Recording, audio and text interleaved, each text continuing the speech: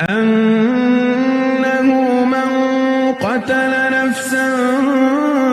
بغير نفس أو فساد في الأرض فكأنما قتل الناس جميعا ومن أحياها فكأنما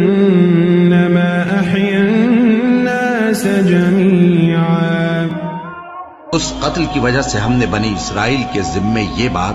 لکھ دی کہ جو شخص کسی کو ناحق قتل کرے گا، یعنی بغیر اس کے کہ جان کا بدلہ لیا جائے یا ملک میں خرابی کرنے کی سزا دی جائے، تو اس نے گویا تمام انسانوں کو قتل کیا،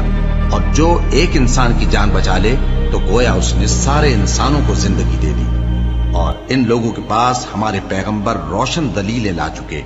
پھر اس کے بعد بھی ان میں بہت سے لوگ ملک میں زیادتیاں کرنے والے ہیں.